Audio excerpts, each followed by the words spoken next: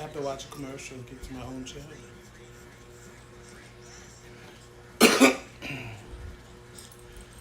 Good morning, y'all. Good morning, y'all. Come on through. Come on through.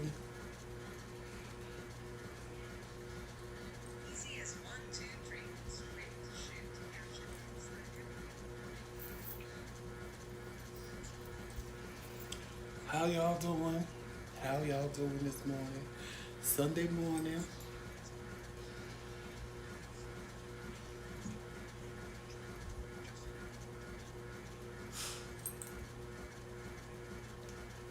Hey, Love Kings. Hey, Michael. Michael, thank you so much. I don't know if you saw the live yesterday, but Joe Mel got what you sent him. Thank you so much. We appreciate it. Hey, Ashley. Hey, Monica. Michael, thank you so much. Hey, Medina. You see your little buddy sitting next to me.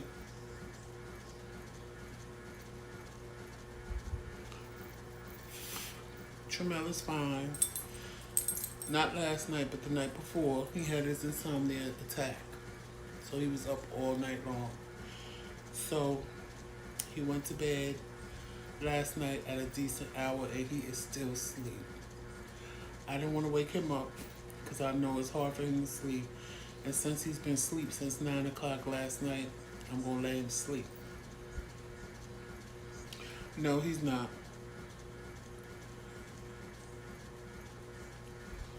Thank you, Michael. Well, I enjoy the calming treat you sent because they knocked him the hell out yesterday. They're better. The ones you sent are better than the ones from Chewy because the ones from Chewy, he ate like candy. The ones you sent, I didn't. Are you really chewing on my pillow? The ones you sent, I didn't read the bag and I just gave him two, and he was knocked out because I figured they might work just like Chewy and don't work. But the ones you sent were amazing. He loved his little lamb chop.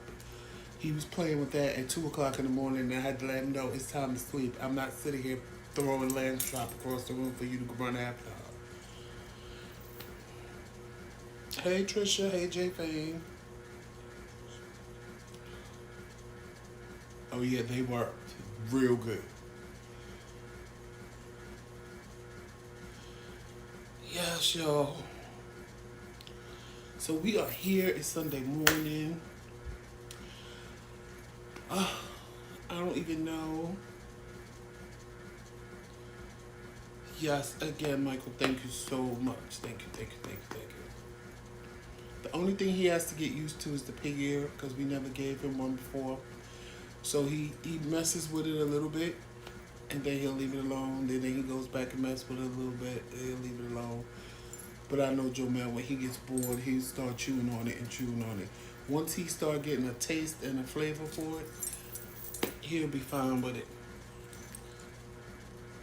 You close enough? Oh, yes, yes, yes, yes, yes. So I don't know if you guys caught Monica this morning. Monica talked about how to accept a compliment and how to receive a compliment. So I'm going to send him some. You can send him some energy treats. I won't never feed them to him, but you can send them. I need those. I have Chihuahua, Boston Terrier. J Fane, let me tell you something. Whatever, because I brought the ones from Chewy. They have two types. I didn't want the ones that had the melatonin because I was like, no, I don't want him sleeping. I just want him calm. I don't want something to knock him out. So I didn't buy those. I bought the other ones. The other ones from Chewy, they were, Joe Mel ate them like candy. And it was the same instructions, like one, depending on the size of the dog.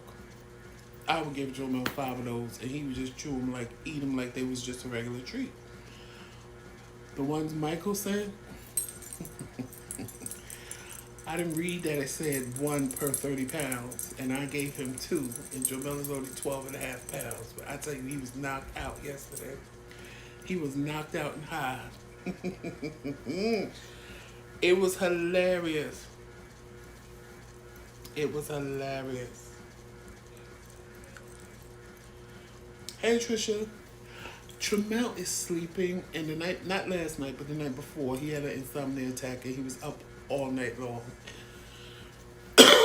So because he's like getting a real good sleep, because he been asleep since 9 o'clock last night, I know he's going to hear me talking and then end up realizing that he was missing it. So I'm sure he's going to come through like a tornado and end up down here. But I didn't want to wake him up. Good morning, Melissa. But he's fine. He's not sick or nothing like that. He's fine. I just chose to let him sleep. He's going to yell at me and tell me, why didn't you wake me up? Why didn't you wake me up? Because he don't... When Tremel can sleep, I let him sleep. Because he has insomnia really bad.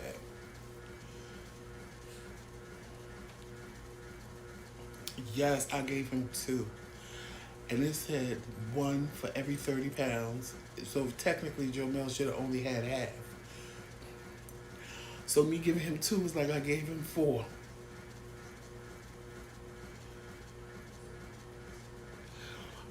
Well, originally I'm from Brooklyn, New York. Originally, Tremel is from Paterson, New Jersey.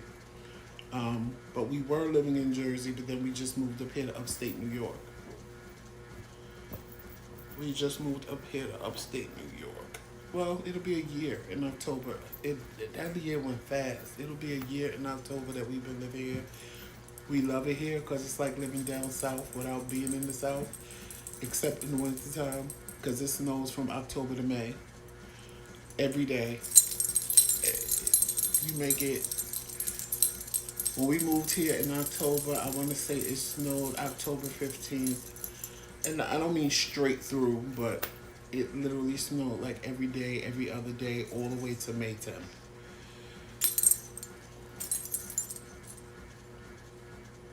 Right, Trisha, he gonna say I'm hating on him. That's why I didn't wake him up. Hey, Everyday Life with the Kelly girls. Happy birthday. Well, belated birthday because it was yesterday, but happy birthday anyway. And y'all, I'm not in the studio because I was going to go in the studio and give y'all a cute little background. When I opened that door and the heat hit me, because it's like already 90-something degrees, I was like, no. Joseph ain't sitting up there. And I'm downstairs where the ceiling fan is making it nice and cool. I'm in the living room. So, yeah, Mr. Man coming. I hear him moving around upstairs now, so he'll probably come down. But it's hot. When I tell you hot in that studio, it is hot as hell in that studio. It's hot. So that's why I said, no, I'm coming downstairs. Thank you, Everyday Life with the Kelly girls. So it is hot. It is hot. It is hot. Yeah, Melissa, it's hot. And the thing is, the sun, where the sun rises in the back of my house and sets in the front of my house. So like now the studio is real hot, and then even with the AC in my bedroom later on this afternoon, it's gonna get hot in my bedroom. Downstairs tends to stay cool I guess because we are high. We at a high elevation because we kind of like in the mountains. So downstairs stays real cool, and upstairs stays hot as hell. And in the wintertime, it's the opposite. In the wintertime, it's nice and hot downstairs, but cold upstairs.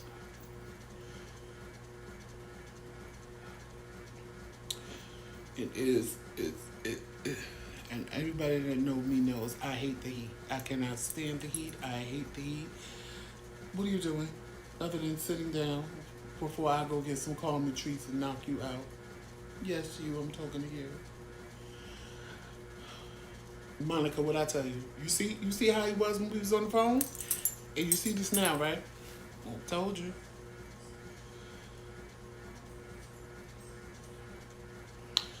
So, yeah, I got Tremel's phone, so he can't even comment in the comment sections because I got his phone so I can read y'all comments. Hey, Harriet. I got his phone, so he can't even get in the comments if he wanted to. Unless he uses Well, that phone need to be charged, but the McRae Kingz phone, he could use that phone to get in the comments, but it needs to be charged because I didn't charge it last night. Yes, there's your baby right there, Harriet. Between you and Medina, that's your baby. Hey, Shosha. Hey, Ashley. Let me tell you something. Ashley Dawson and Ashley Watkins, I be getting y'all mixed up sometimes. Because I'm like, wait a minute. Hold up, which Ashley is which Ashley? But I know because Ashley Watkins has a picture. And Ashley Watkins always talks to me on our Facebook page.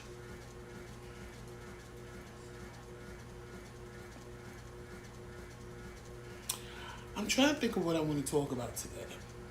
I kind of want to go off of what Monica was talking about early this morning, but instead of talking about how to accept a compliment, how to give one, because people sometimes give you a compliment, but it's like an underhanded jab at the same time.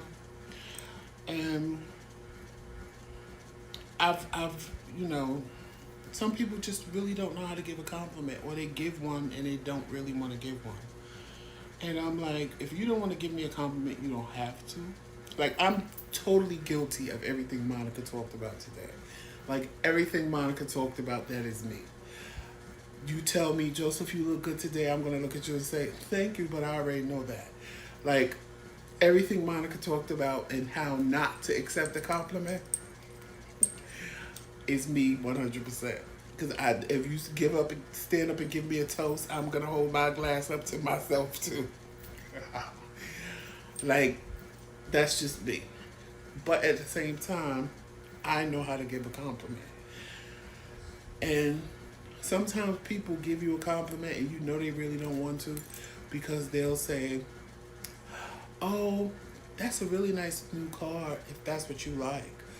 That's an underhanded compliment. Like, I'm just telling you it's a nice car because it's new for you, but I really don't particularly want to do it, or I really don't particularly care about the car.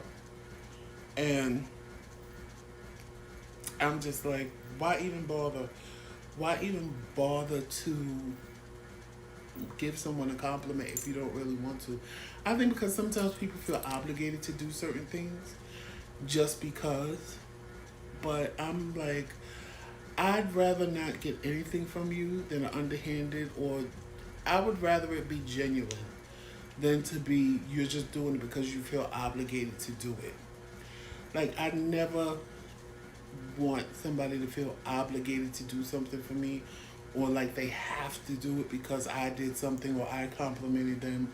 So they're like, well, let me compliment him this time because he at least said I look nice the last time. Like, don't do it. Because people can tell when it's genuine versus when it's not real. And you really have to be mindful of that, because people can tell when things are real. A lot of people think, oh, I'm going to fake it out and I'm going to make them believe this or I'm going to make them believe that. In actuality, they see right through you. They just might not tell you they see right through you, but they see right through you. And they know that, some people are not going to just come out and say, oh, you're lying. Oh, you really don't want to compliment me. Oh, some people aren't going to do that. They're just going to take it and then walk away from it, saying to themselves, or maybe somebody else that was, they didn't really want to compliment me, so I don't know why they did it. You're not fooling people. You're not faking it. It's just what it is. Hey, Reese Cup. It's just, I don't know why people, I know why people do it, because they fake. And I can't stand that. I cannot stand the fakeness. I cannot stand the phony. Like, just live in your authentic self. Remember, I told you, I always say no one ever told me that before. Thank you. And Famous be shaking his head like, there he go. Right. Because you don't know how to see you who Monica was talking about. You're what Monica was talking about in her life. Because you tell people that knowing that everybody around you tells you that you look nice, or they like your style, or they like the way you dress, and you be like, oh, no, nobody, because you want them to feel like extra special.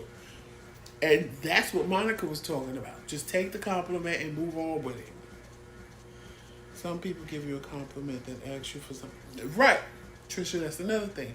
They'll say, "Oh, you look like $1 million. By the way, can I borrow 20?" Because they're trying to butter you up for something, and it's like, just ask me for the $20 and let's get the okie doke.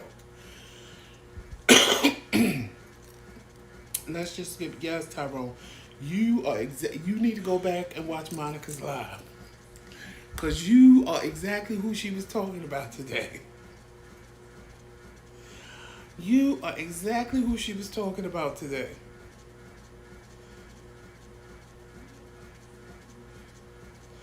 And like even when people compliment Tramel will say, "Oh, thank you so much." Or sometimes Tramel will be in his own little world, and he don't even hear people sometimes compliment him. And I have to be. I said, "Did you hear what they said?" Because you'll compliment Tramel, and he'll keep going. Because he ain't paying you no mind. And I'm like, "Tramel, that person said you look nice." And he'll be like, "Oh, I didn't hear him. Thank you." And I'm like, could we be a little bit more cute about it? Like, but I know he didn't mean nothing by it, because I know my husband. Tramel is in his own mind, in his own little world, in his own little headspace, and he ain't paying nobody no mind. When I'm paying everybody attention, Tramel is paying who he wants attention in his own little world and doing his own little thing. Right. Oh, I like that shirt for me, but red just ain't for you. I used to have a habit of downplaying compliments being given to me. I learned to stop doing it. Right, Ashley, that's what Monica's live was about today, too. When we downplay the compliment. I have never downplayed a compliment. I'm so the total opposite. I'm like, I have never downplayed a compliment. Or sometimes, depending on who it is, because some of my friends, they'll be like, you look really nice, knowing that I have on something new. I'll be like, this old thing? Child, I had this forever.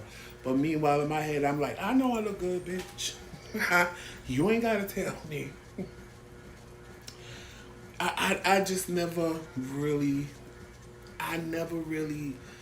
if people that really know me personally, if I say, "Oh, child, now I look a mess," they'll be like, "Child, please, you already know you look good." And then I'll bust out laughing and say, "Well, yeah, but I'm just trying to be humble about it."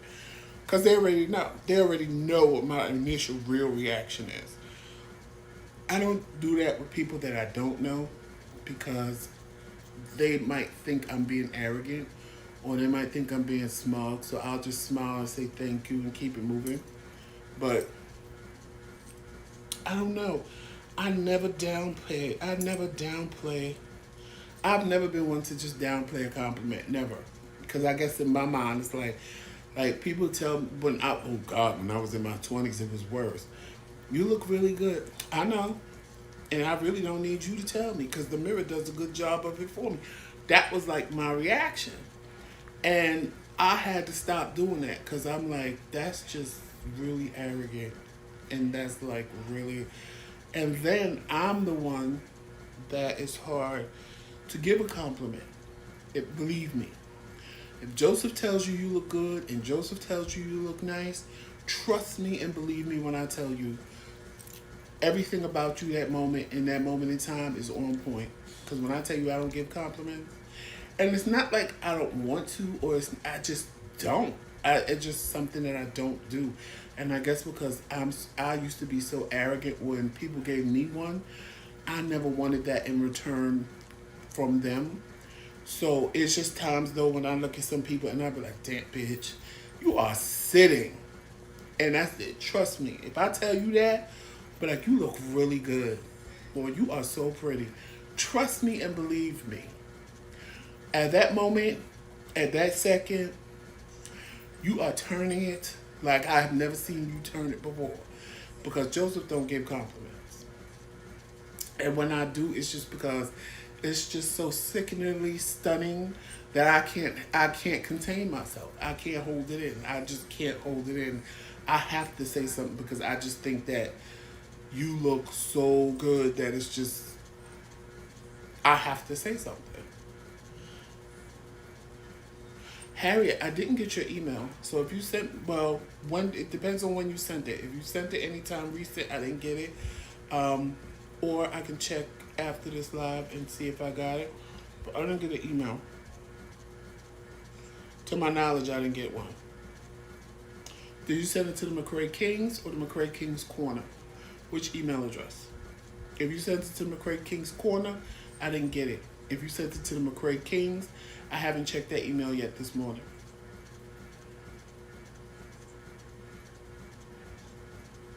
You do have to know who's being genuine. I used to ever have it to Ashley, but we have to accept the compliment. Yes, maybe I should make a video on how to accept the compliment and keep it moving. Just take it. Say, yes, I know I look good. I feel it. I felt it when I walked out of the house.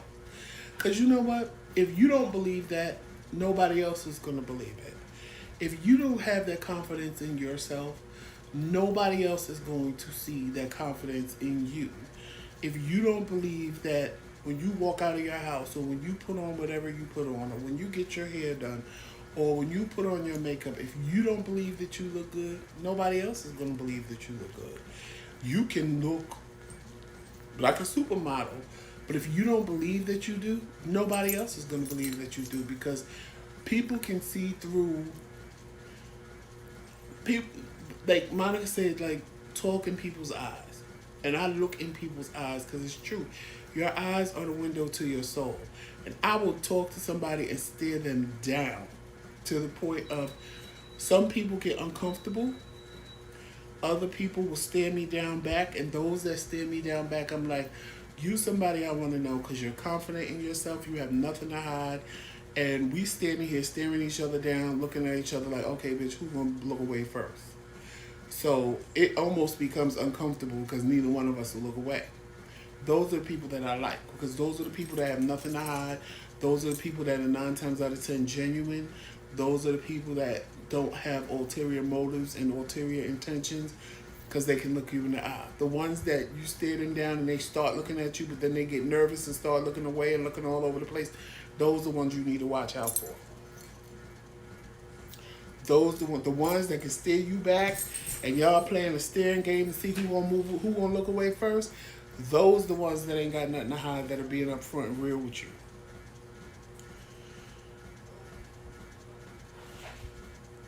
Confidence is definitely key, because if you're not confident, if you don't believe in, like, I tell people all the time, like, when it comes to me, if I have to talk my way into anything or out of anything, I tell people all the time, I could sell an Eskimo ice.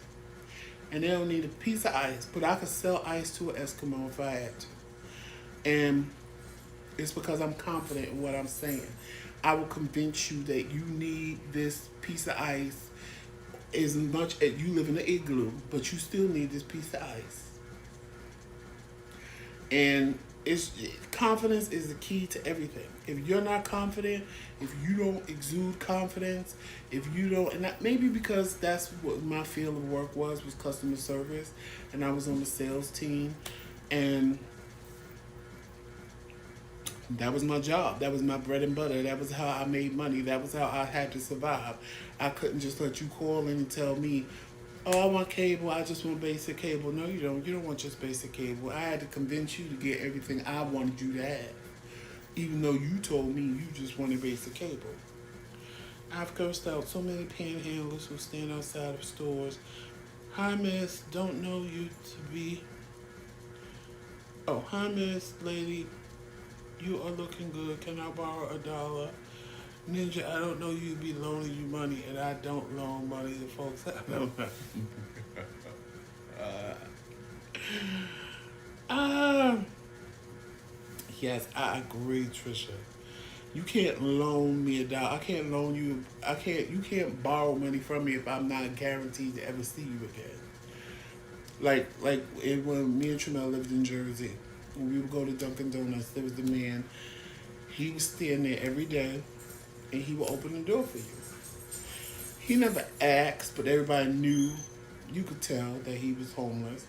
And everybody knew he was opening the door because he wanted, once in a blue moon when you came out from buying your coffee, He would ask you if you had any change he could have, which was the correct verbiage, because can you have it? And one day, obviously, because like when I buy stuff, change, I just throw in my car. So one day he's like, do you have 30 cents? I said, I could do better than that. And I just reached into my little thing that I have in my car with the change and grabbed the whole handful and said, hold out your hand. And he held out. I said, no, you're going to need two. And I gave him whatever I grabbed up in my hand. And, you know, it just depends. My thing is, at least he's standing there opening and closing doors for people. He's not just standing there going, give me your money, give me your money. At least he's trying to show that he's willing to do something for your dollar or for your quarter or for whatever you gave him. He wasn't just somebody standing there saying, give me, give me, give me. He was trying to work for it in actuality. So I was like, there ain't nothing wrong with that. At least he's trying. And there's nothing wrong with him trying. True joke though, but I'm really shy sometimes. And if I like someone, I feel like the person can read my thoughts. I'm gonna turn my receipt. See, when you like somebody, it's different. Because I have liked people and I talk to them and I look them in the eye and it makes them uneasy because they liked me. So I know when they looked away, it was more of a, like you said, a shy, coy, oh my God, why is he looking at me like that type deal because they liked me. But I'm saying just like in a regular conversation, if we were just having a regular conversation and there was nothing underlying behind it, you should be able to look somebody in the eye and have a conversation with them. And not be able to, they shouldn't be able to sway you to make you, because I guess for me, when you look away, it makes you seem nervous. It makes you seem, but see, if it's a situation where you like somebody or trying to get to know somebody, of course you're going to be nervous. But if it's just a random conversation or like a job interview, you should be able to sit there and stare them down. Like, just stare them down. Like, okay, you looking at me, I can look right back at you. And we could have a staring contest. Is this what we going to do? Because I'm not looking away. I'm going to blink and keep looking directly at you.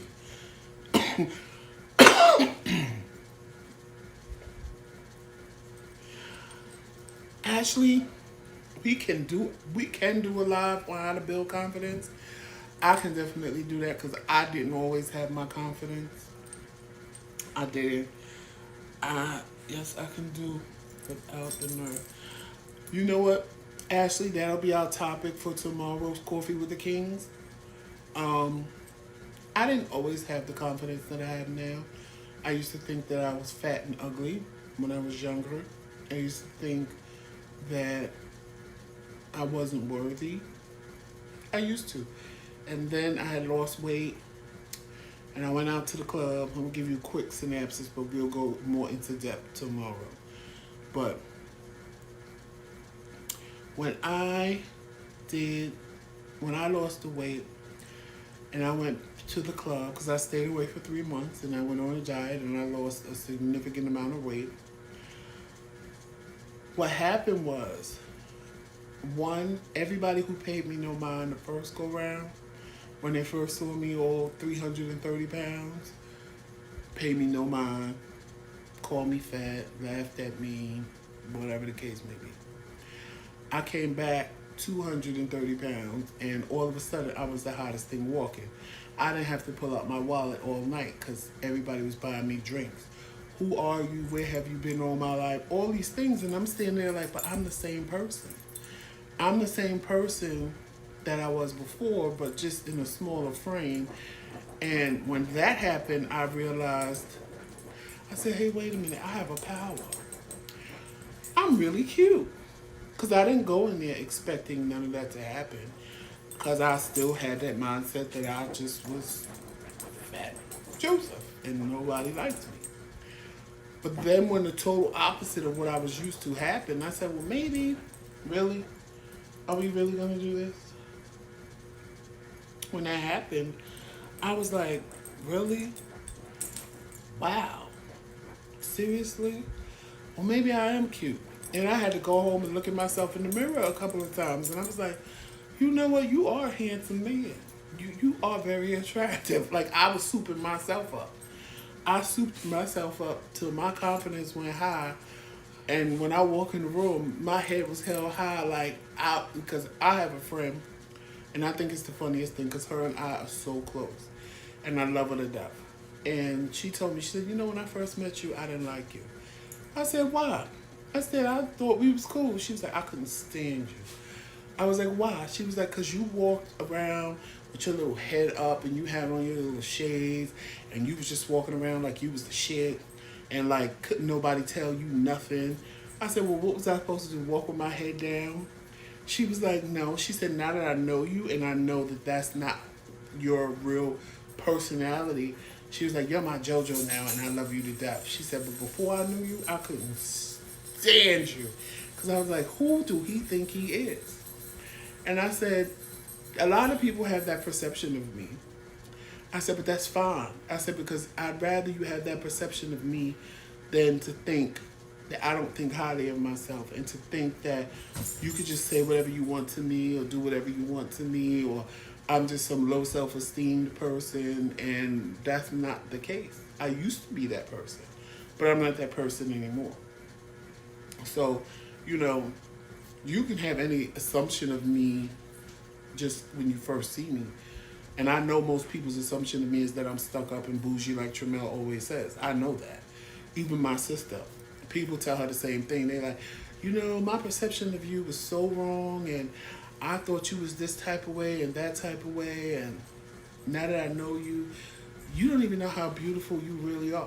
Like, my sister's the total opposite of me. Like, I tell her all the time, girl, if I look like you, everybody would hate me, honey, because I'd be one of them girls that would just be walking around knowing that I was the shit, and I'll take your man, and I'll do this, and I'll do that. Don't piss me off. And she's like, no. And I'm like, what do you mean no? If I look like you, girl, child, please, women would hate me. She's like, well, women hate me because that's what they think I do anyway. I said, true. I said, because the way you carry yourself, this is what they think. I said, but they always come back and tell you that their perception of you is completely wrong because you're the total opposite. Because she gets the same thing I get.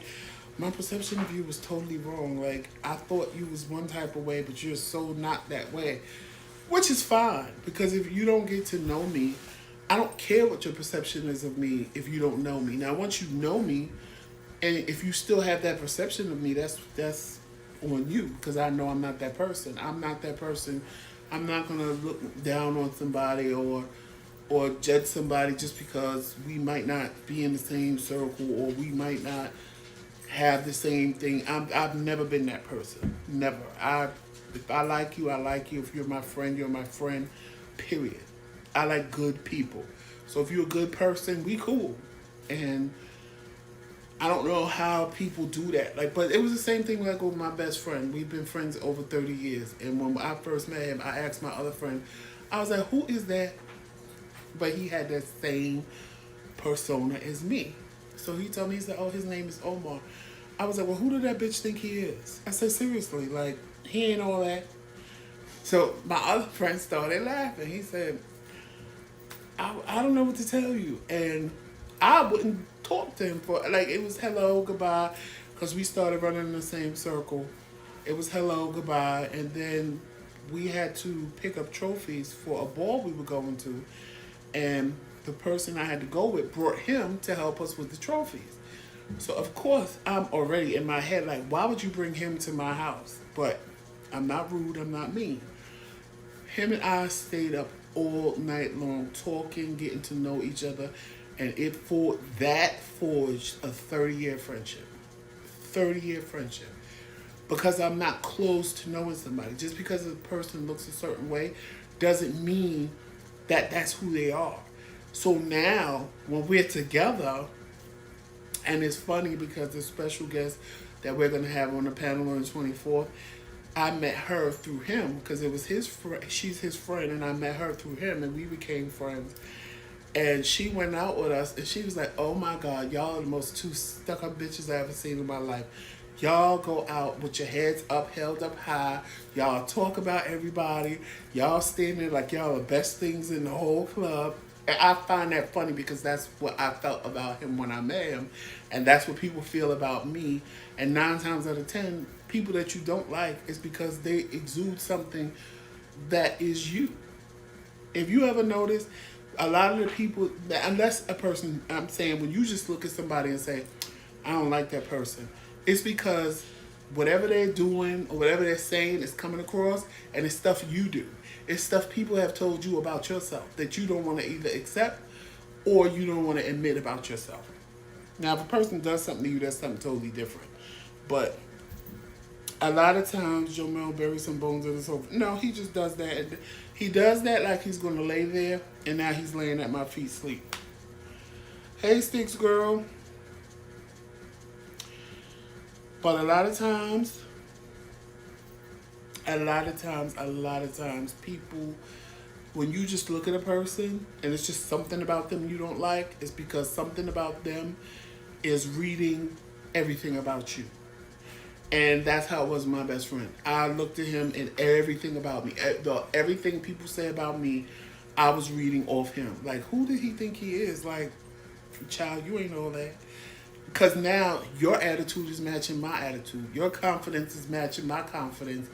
And it becomes a problem because only I'm supposed to be standing there like that. Both of us can't stand here like this because now it's a conflict of interest.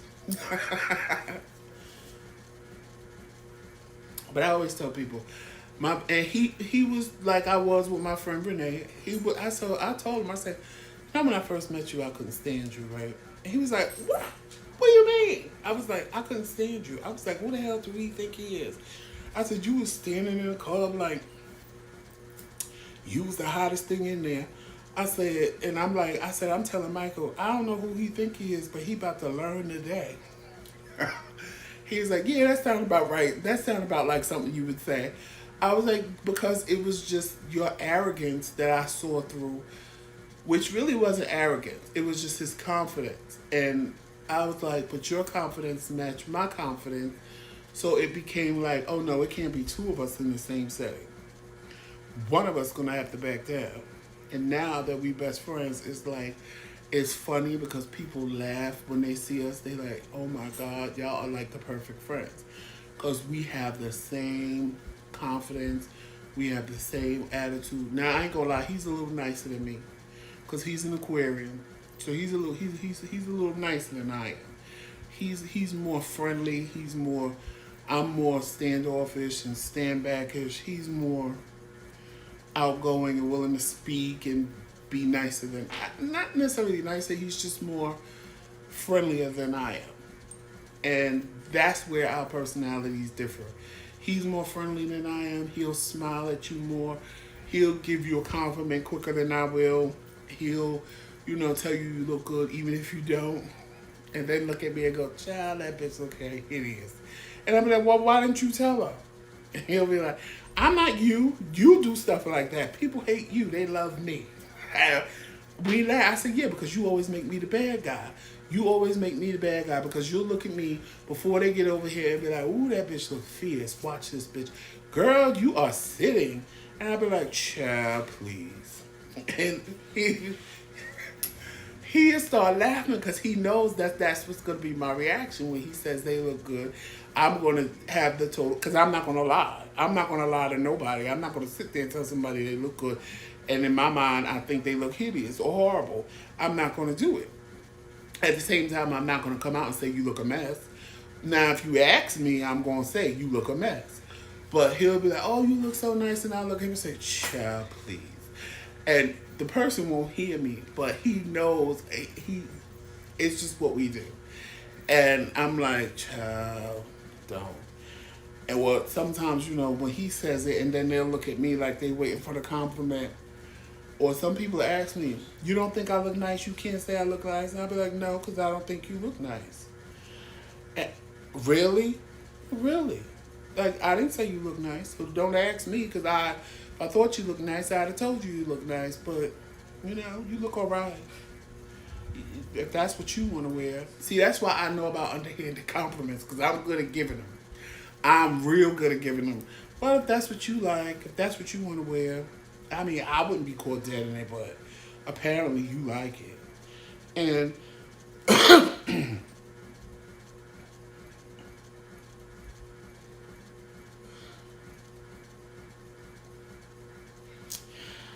you know what, academics, you're absolutely right about that. You're absolutely right about that, and that's why most of my friends are women. Most of them are women, and for that reason, um, so I'm not gonna say it and make it like that's not true because it is true to a degree. All of us are not that way. Of course, when it comes to certain things, you can't put everybody in a circle because everybody's not the same. We're not. But there are a large majority of gay men that are very judgmental. The mean part, not necessarily mean. I think because we are ostracized and made fun of growing up and made to feel belittled. I think as we get older and as we come into ourselves, we just get this hardness about us and we tend to attack before we are attacked because we're so used to being attacked. Um, I think that's where the meanness comes in. A lot of gay men, if you get to know them, they're really not who you see. They just are like that because most of us tend to attack before we are attacked, or we'll come across as mean to keep you, not you personally, but to keep you at bay. So if you think about attacking us, you'll think twice. So the mean part that's 9 times out of 10 what the mean part is. The judgmental part, I agree with you 100%. Um, Just me, I used to live in DC, and I agree with you 100%. Well, I lived in Maryland, so they right by each other. I agree with you. DC and Atlanta gays are a whole nother level, especially Atlanta. Is a whole nother level of something. Like, I had to get out of Atlanta. I did, because I said, I'm going to catch a case. I'm used to New York. I'm used to how New York people roll. I'm used to how New York people do things. I could tolerate DC, because with DC, they tend to think your value is based on the things you have, what your house looks like, what your car looks like. So yes, they are really shady. And again, that becomes, I have witnessed it firsthand, the men in DC who are nasty and don't have any. Right, right. I, I can't even argue with that because I've witnessed that.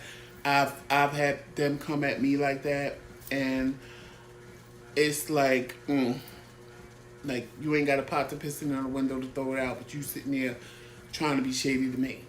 And I have had to let some people have it. I have let them know, bitch, you live in a cardboard box. I have a $40,000 car. I pay $1,800 a month in rent, and you're trying to come for me, bitch. You live in an apartment with 30 other people and live sleeping on the air mattress. How about you fix your life before you try to come for me? And I hate doing that to people. I hate it. But what you're not going to do is try to sit there and downplay me when you have absolutely nothing. That's what you're not going to do. And see, all of what I'm saying is all that makes the mix to into what you guys are saying. Why a lot of gay men are shady. Why we seem mean. Because this is what we deal with. I tell people all the time, when you get a bunch of gay men, it ain't no different than having a bunch of women. And the same way a bunch of women will sit and belittle each other, and she ain't all that, she ain't this, she ain't that. Gay men will do the same thing. It ain't no different. It's the same thing. They do the same thing. Like if you and women y'all know how y'all do each other. If y'all in a group and here comes somebody and she thinks she all that, y'all will sit there and tear her little poor soul to shreds. Gay men do the same thing to each other. So I try to tell, like, especially women, I'm like, it ain't no different when you put us in the mix with each other versus putting a bunch of women in the mix with each other. It's the same thing. You get the same thing. I'm a Capricorn, and that's me all day. I tell it like it is. Anyone who knows me for different. Right. And you should tell them like it is. I really call this company. I mean, it look like I have. But see, that's what I'm saying. Just me. That's what I'm saying. They don't know nothing about you, but they're just going off by what they see. And that's the part that makes me mad. They just because they want to walk around in Louis Vuitton and they want to walk around in Gucci, knowing damn well that they either stole it, can't afford it, or it's fake.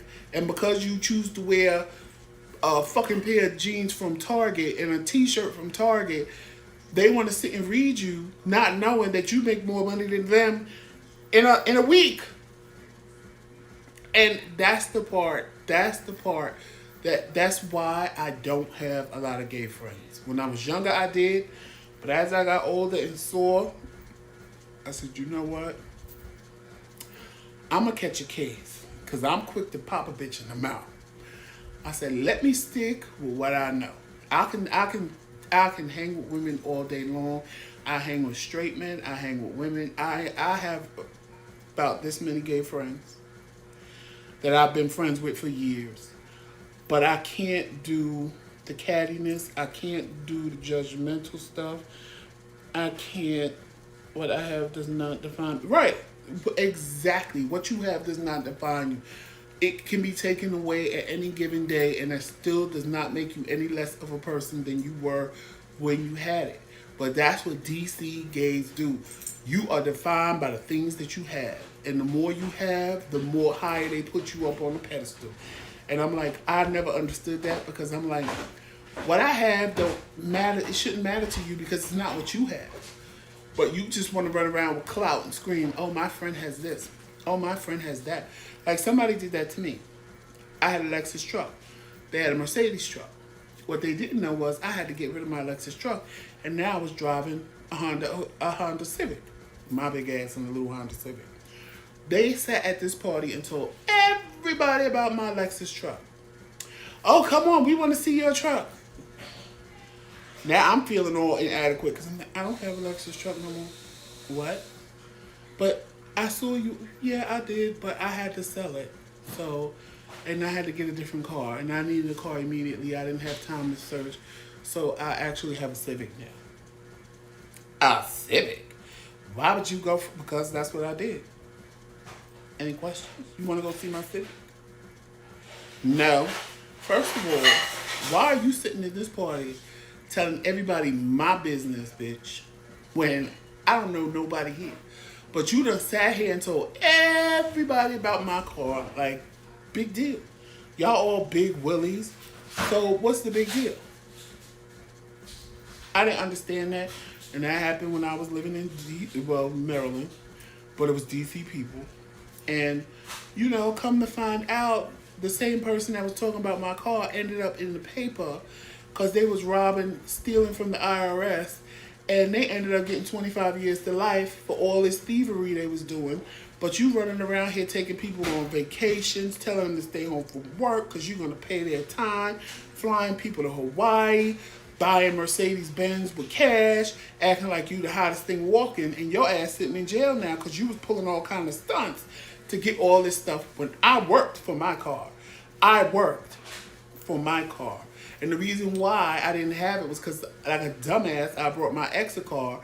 We broke up, and I made him give me the car back. I couldn't afford a mortgage and 2 car notes, so I had to get rid of the one I had the longest, which was my truck, which was none of their business. But I trust me, I'm here with you with the DC thing. Trust me and believe me, because I lived in Maryland for 12 years. I'm so here with you on that. That's what they do. That's how they are, and Atlanta is worse. Trust me, Atlanta is worse.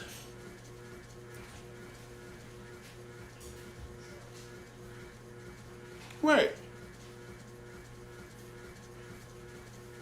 Right, it's grounds to get smacked because you sitting there now, and if you don't have that confidence, if you don't have that security in who you are as a person, I would have felt like such a loser because you sat there and talked about my car, and now I roll up in something I don't have that car no more. So if I let things define me in that moment, I would have felt like such a failure. I would have felt like such a failure because I didn't have this truck no more. And I would have felt like, even when I just bought my new truck, my husband was like, he said, "Ooh, let's get this." I said, "Nah," because it was the same Lexus, just a different color. It was the same Lexus I had before. And I was like, "Nah, I had that car already." I said, "That's the one I told you that I had to get rid of. I don't want that." I could have got it, but I didn't want what I had already. It's still going to do the same thing that my Hyundai truck do. Get me from point A to point B. And I liked the Hyundai because it was red. It had leather interior. It had an automatic starter, which you need up here in the wintertime, definitely, because all that damn snow. And you can heat your car before you get to the car. And it was like, I don't need all the extra. I've had all the extra. The extra don't define me. I thought about getting it. I ain't going to lie. I did. But it was like, I don't need the extra. I have not dated here either because of the pretentiousness, right? Hey, Velvet Satin.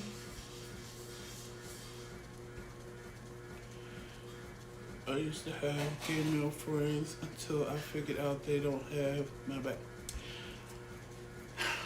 Trisha, that's true to a degree.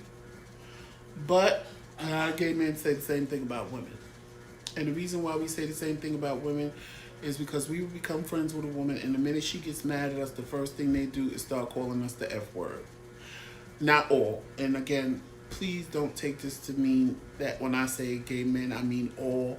Or when I say women, I mean all. I don't mean all, because you can't put everybody in the same circle. But women do the same thing. I've had friends and we had a falling out, and the first thing out their mouth was, "You F word." Really? So this is what you really thought about me? Oh, now because we mad, it's okay to call me that. But when you was my friend, you secretly thought that about me, but you didn't verbally say that because you knew if you verbally said it when we were friends that wouldn't sit right with me. And thank you, booby. He broke my flowers to give me a flower. Mr. Tornado has arrived. Wham! Hey, Jomel. What's that? I had regular. Don't kick over my water. So, hey, good morning, everybody. What did Velvet say? People need to learn to be okay with what they have until... Right. Right. And even if you do better and get more, the more does not define who you are as a person. The more does not define what you have. What you have should never define you, period. Because with or without it, you are the same person, with or without it. And so many people get lost in that. And I think, like what Just Me said, because I lived in the DC area, it's not just the gay people, it's straight people too. They define would you stop trying to eat my flower? They define who they are by what they have. And he can contest to this. In DC, I don't know why they think the hottest car to have is an Infiniti. You will see 1,000,000 Infinitis on the street corner because, like, that's the it car to have. Now, that's when I was living there. Now, if something changed from when I was living there, I don't know. But the Infiniti was like the it car to have. I don't have any friends who I've only had a bunch of issues. Hey, vlogs.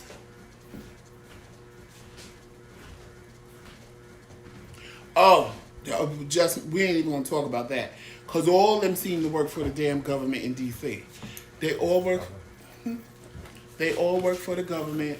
They all have government jobs. And like I said, they all drive an Infiniti because they act like the Infiniti is the hottest car to have. Where? In DC. Oh yeah, the girls over there. They be. Oh, now it's Audis. Okay, so they didn't upgrade from Infiniti to Audi.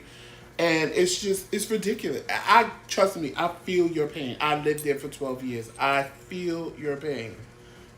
The Joneses can't keep up with the Joneses, so be who you are. Your blessings are yours. You will be blessed, overflow. Stay humble and praise others purely, and you will be blessed tenfold. Right. Velvet, I agree 100%. I agree 100%. Just and I agree with you with the dating. I have dated two people while I lived in Maryland. Good One morning. was from Miami and the other one was from he was from Baltimore. And I feel your pain. I do. I really feel your pain. But again, I can't say everybody in DC because there are some good people in there that don't believe like that don't feel like that. Good morning. Good afternoon, y'all. Woo. Good morning, everybody. I'm sorry I'm late. But I'm telling you, I had a good night's sleep. I had, to those of you that don't know, I have insomnia. So I don't sleep like regular people sleep. I sleep like every 2 days. Or sometimes I sleep every 3 days. I just, it just depends.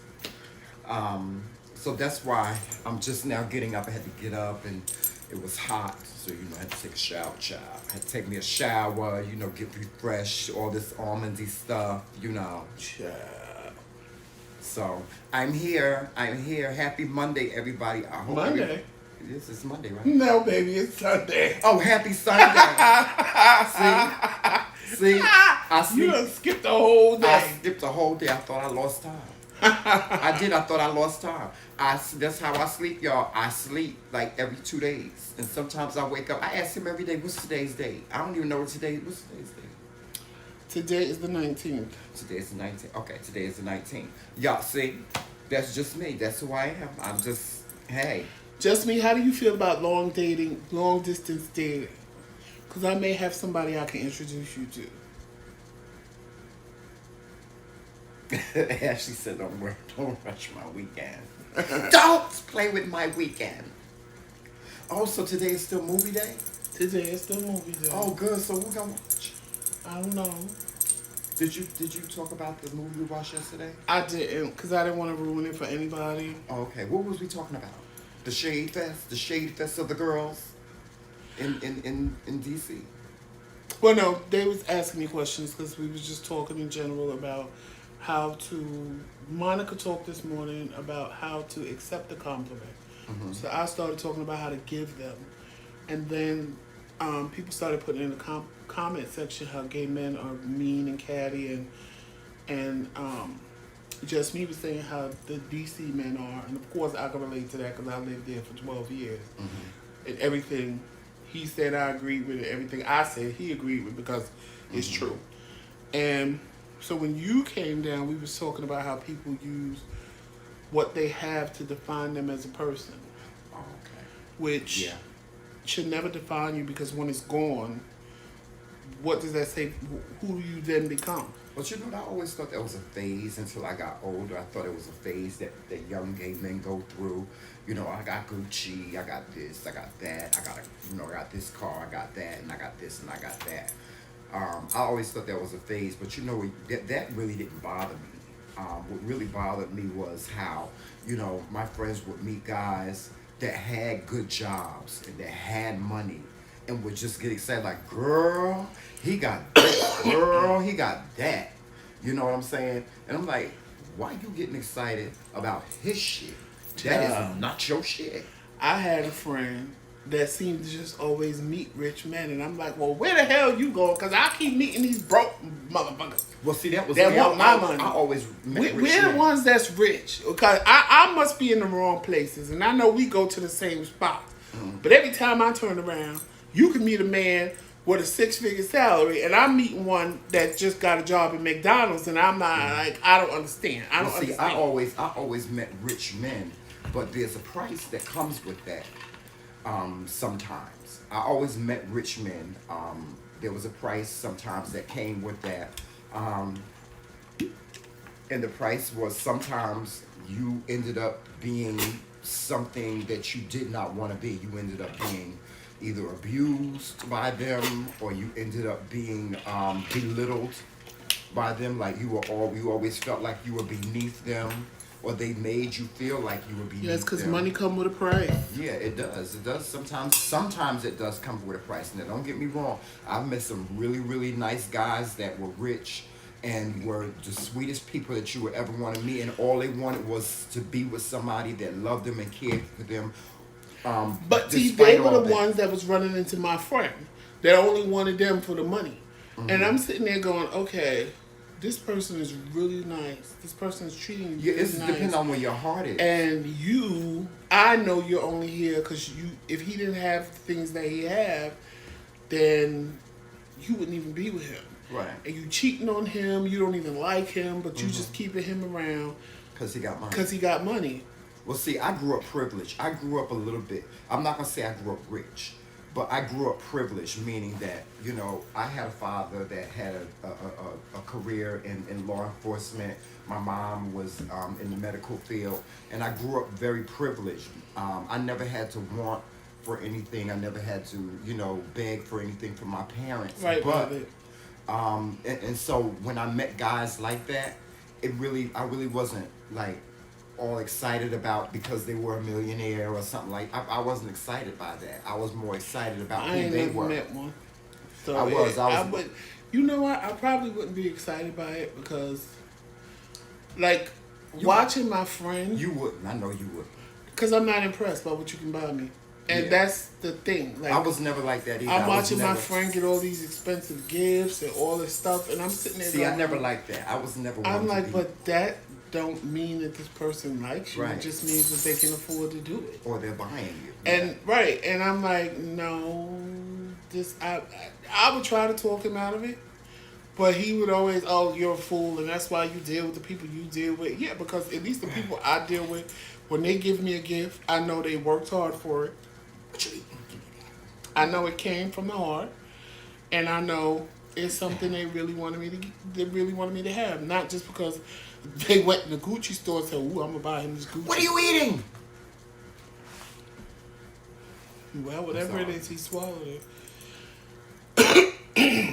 I've just never been fascinated by what other people have. I've never been one to get excited by what other people have. If anything, if they had something that I wanted, it would make me strive even more to get that. You know, that's a whole different conversation. But I never understood why people get excited by what other people have, because at the end of the day, you don't have it. Because when you ain't got it, no, I mean, if you get excited for so, for example, if your friend goes out and buy a 5-bedroom house, yes, you can get excited because that's your friend. Mm-hmm. And yes, I'm happy for you. I'm happy you accomplished this. That's not what I mean. Mm-hmm. What I mean is, you meet somebody and you're like, Trisha, girl, he got a 5-bedroom house. He got 3 cars. You don't have none of that. Right. So why you all excited about his stuff and his money and his things? Because you don't have it. You driving a Gremlin and you live in an apartment. Because most people, when they see people like that, they look at the potential of what they can gain from that. Or how, or you got the crafty girls. You got the girls that are craft without the macaroni and cheese, honey. That sit there and they pull. They see all of that and they want to see how can I get a part of that. Not my own, but how can I get what he got? Oh, he got all this. So what can I get from this? What can I get from this person? Right, what can I get from this person? What can I craft from this person? What kind of deception can I do to get this from this person, to get in his pockets? You know, I remember one time this guy I met, he was a really handsome guy, really nice looking guy. And he gave me his phone number at the club, and you know, so I called him the next day, and the first thing out of his mouth was, "So when you gonna take me to Red Lobster?" I was like, "What? When I'm gonna take you to Red Lobster?" First of all, you think higher than that. Okay, your standards need to be a little bit higher than that. But for real, Red Lobster, when am I gonna take you to Red Lobster? You a grown man just like I am, but we both men, and you got a job just like I said. Don't you? I said, you got a job. He said, yeah, I got a job, but I'm looking for you to take me out. Why are you looking at? Because you're supposed to. Who told you that? Okay, this Right. conversation is over with. You know, but a lot of young brothers think like that. A lot of young young people think like that when they see people with money. Ashley said, but those Cheddar Bay biscuits good though.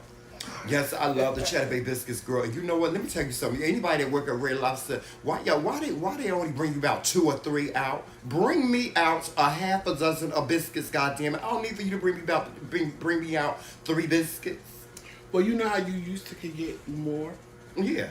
Now they only bring you one. And you Yeah, have they to bring you pay a for more. biscuit. No, I mean they bring the whatever 3 or 4, but if you want more, you have to pay for them because people are just eating them up. So what? Now I'm paying a damn tip. Stop, Jew. These restaurants, and Velvet, you I know agree. who else do that? Olive Garden. You go to Olive Garden, they bring you. Here they come with 3 breadsticks, bitch. You see how big my husband is? 3 breadsticks, he can swallow those. Melissa, I agree with everything you said, especially motivating you to do better. What? Velvet Satin, I agree with everything you've been saying. Everything you've said, I agree with. See, when I see somebody that got something I want, that's motivation for me. That's motivation for me, cause I'm going to do everything I possibly can do to to get that Or get better. on my own, not with nobody's help, except for my husband. We gonna get that. That's like right now, our house. We have a 3-bedroom house, right? And somebody else that live on the other side of town, they think they're the ones that what they have defines them. You know what I'm talking about, right? Oh, that's something about that too. They're the ones that have things that think that they think all what they have defines them. We've been in this house for 9 months, empty. We just got this living room set, and if it takes us another 9 months to get a dining room set, then so be it. You know, because we're not defined by all this. I'm like, child, we don't have no company anyway. Who coming here? Who coming here? Who coming here? Nobody. Ain't nobody coming here. So we can take our time and we can do whatever we want. We can take our time and get the things that we really, really want. Now, that house over there can look the way it looked. But when we get finished with this house, it's going to look like the show place that we want it to look like. Okay? Because the McRae Kingz are not defined by what we have. We're not defined by that. We're defined by who we are. And that's it. Who we are and what's inside here. That's it.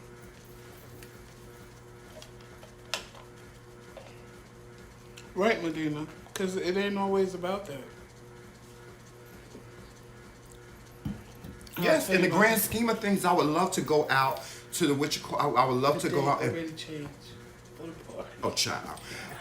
In the grand scheme of things, I would love to have enough money to go out and get a dining room set, a living room set, to get a nice bedroom set, to get everything that we need for the McRae Kingz studio, to get, everything that we need to make this house look beautiful the way we want it to look.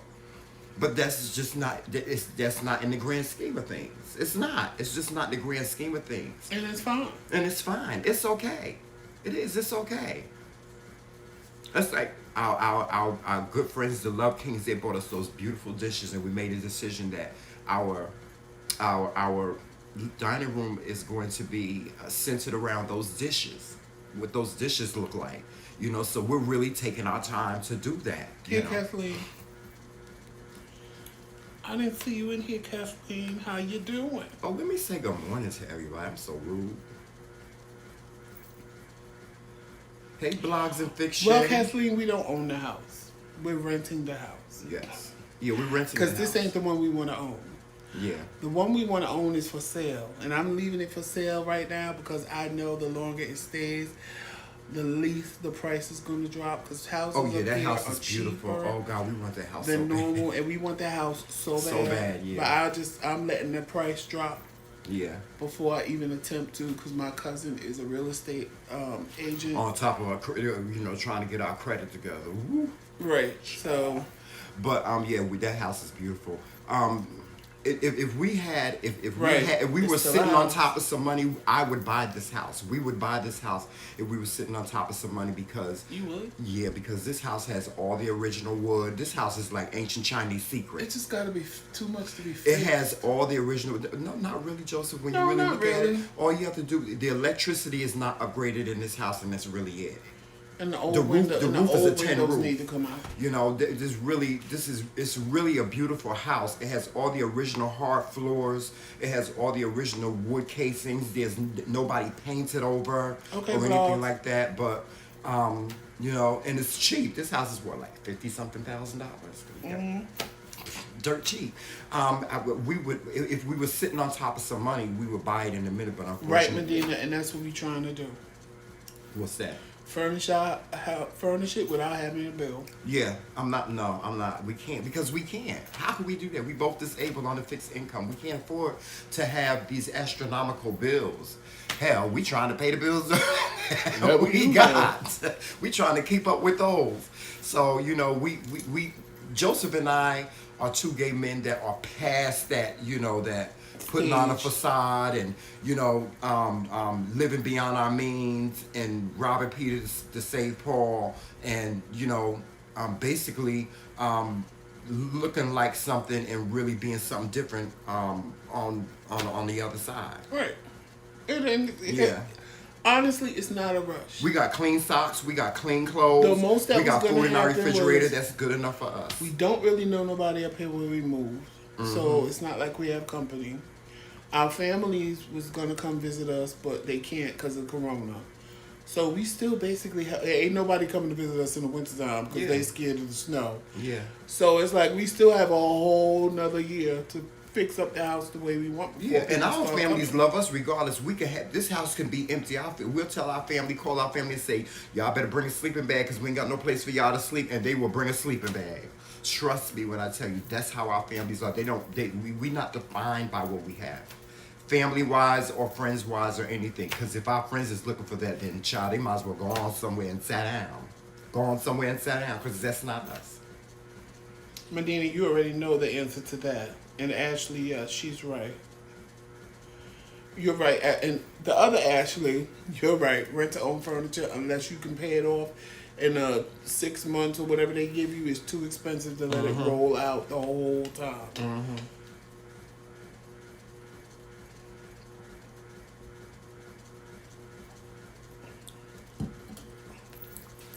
A GoFundMe for furniture? People do that? Child, people do GoFundMe's for everything. Really? Yeah. Why? Because they don't want to pay for it. Or they want it quick and they can get it. Oh. Well, I tried to do a GoFundMe one time and it didn't work. As a matter of fact, it's Child. still up there, child. And I really, I had a fit when I saw he did a GoFundMe. I did a GoFundMe one time. Actually, they do it for vacations, they do it for cars, they do it for everything. Well, I don't mind. Well, yeah, it didn't work. So I was like, child, please. Nobody donated a penny. A penny. That's because you know broke people. Huh? That's because you know broke people. My Facebook friends? You're broke people. Yeah, I guess so. You saw, no, you were sleeping. Right, Love Kings, and that's what we do.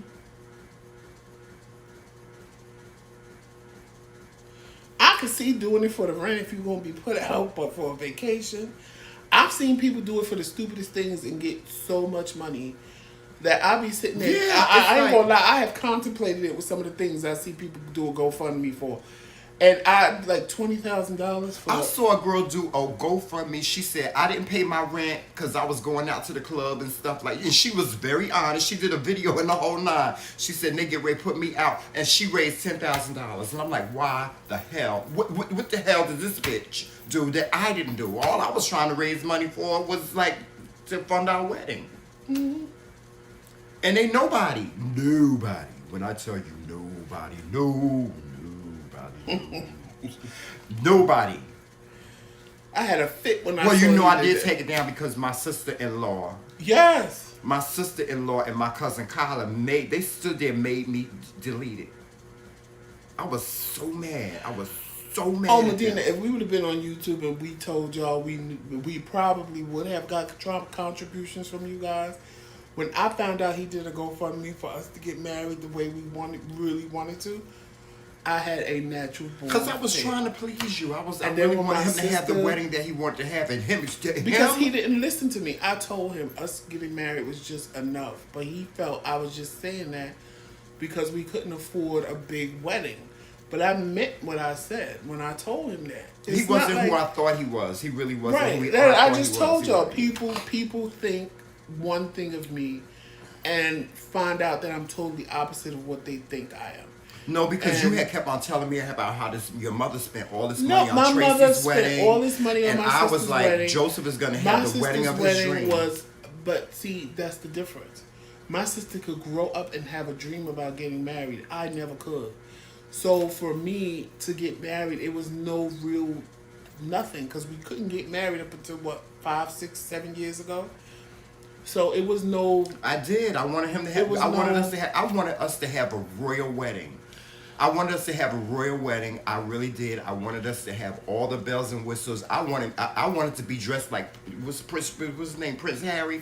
I wanted to be dressed like Prince Harry on my wedding, and I wanted him to be dressed like Prince Harry. I wanted us to have the royal wedding of the, and it wasn't about appeasing anybody. It wasn't about it looking good for any. I just wanted to give him that because I knew that he deserved that. He just for me he deserved that, and for me not to be able to do that even now, it still bothers me. Like there's this one place where we said that we renewed our vows that we would love to have our wedding there. You know what I'm talking about, and to do it is like about maybe $20,000, and I'm like.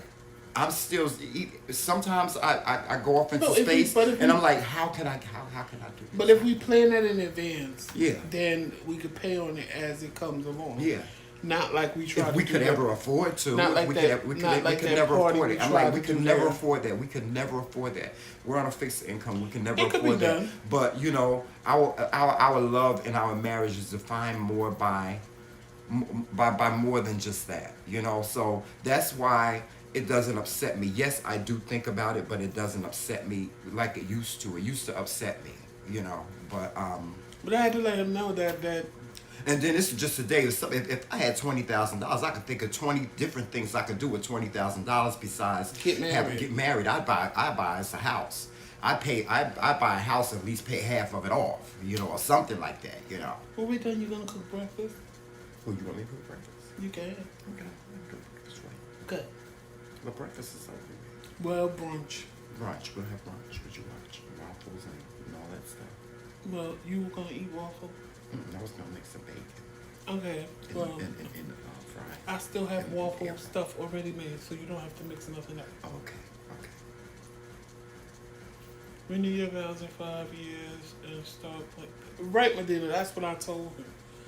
Yeah, I mean, there's no rush on there. We're married already. He ain't going nowhere unless he want to get beat. So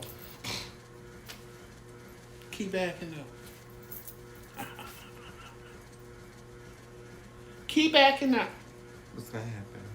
I'ma leave. You ain't going nowhere. How Well, would y'all I can't find react? I you. want to know, how would y'all react if we ever got on here one day and said we were getting a divorce?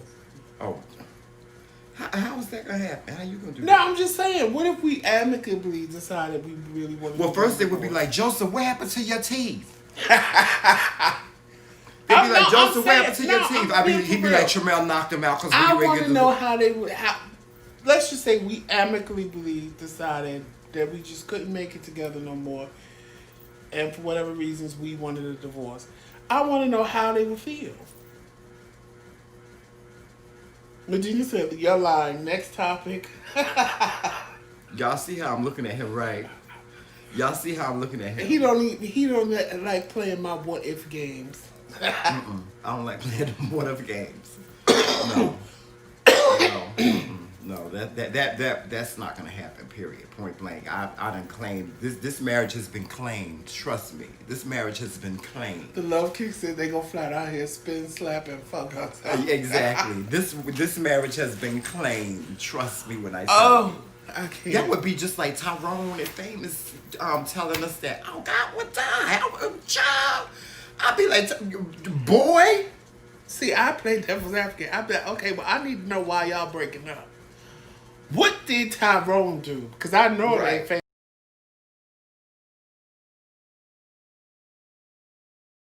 Why? Aries do wrong, so I know it wasn't Famous. Boy, I know whatever. You see just this? like if me and Tramel broke up, you know it wasn't Joseph, it was him.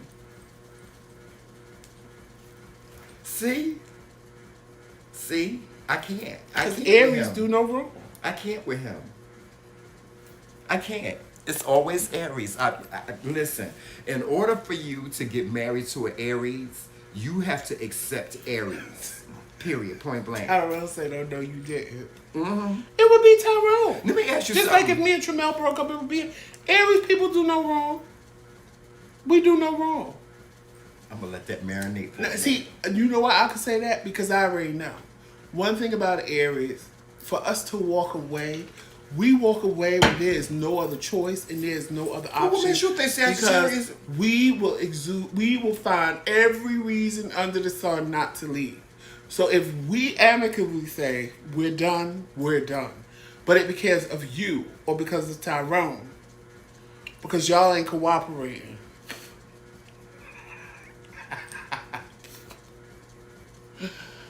Hey, Lisa.